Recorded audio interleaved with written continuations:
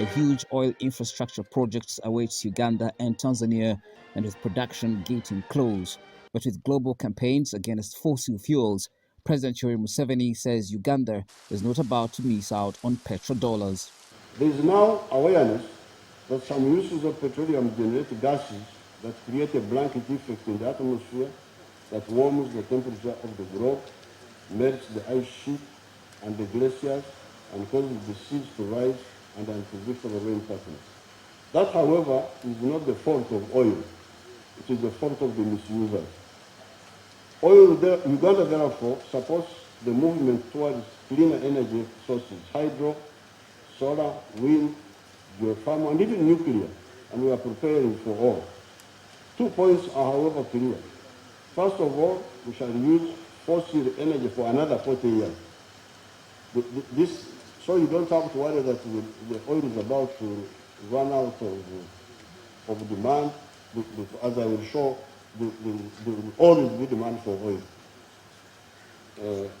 In fact, although I'm never an opportunist, I cannot avoid noticing an opportunity for some of us that have entered the night club when the notice for banning nightclubs was proclaimed.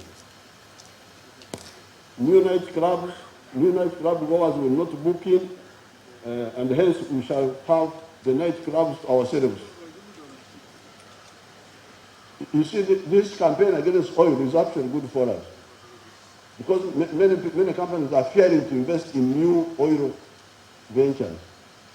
But for us who are already there in the nightclub, since oil is still demand, the price is now going up. I hear it has now gone to 83 cents, $83.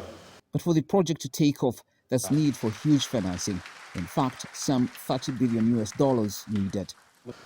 So how can we boost those monthly pension checks in the West while we get them to fund our growth? We do have incredibly attractive investment opportunities. The Ugandan refinery is showing 17% after-tax USD return.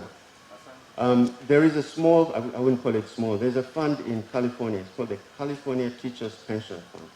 They are sitting on $444 billion worth of assets. If we're able to convince them even just to move 1% of that, or $4 billion to East Africa, it would be a game changer. And that's 4 times X of what the banks are able to do.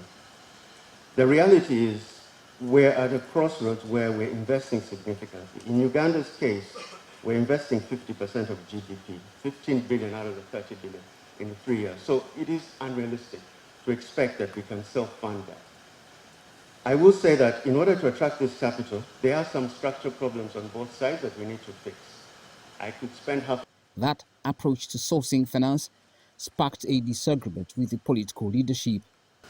The bad elements are the comprador bourgeoisie, those who work for foreign interests in our economies in lines of business such as Ugandans could take up.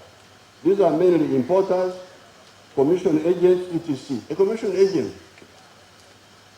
iko hapa kuuza bidhaa za wengine. How will he help our economy? The other dangerous group are the bureaucratic bourgeoisie, the civil servants.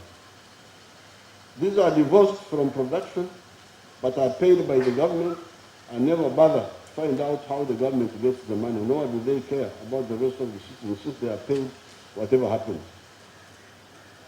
The middle class we need are the national bourgeoisie, the commercial farmers, the manufacturers for import substitution, export promotion, and service providers that either save or earn foreign exchange. On its part, Tanzania has had some good progress on crucial talks and deals with negotiations early November on the $30 billion liquefied natural gas project. So we are very happy. And I heard my Minister for Energy talking about the gas pipeline to Uganda, but also the LNG project here in Tanzania, which is going to add value to the ECO project. So thank you, the symposium members, for your meaningful discussions.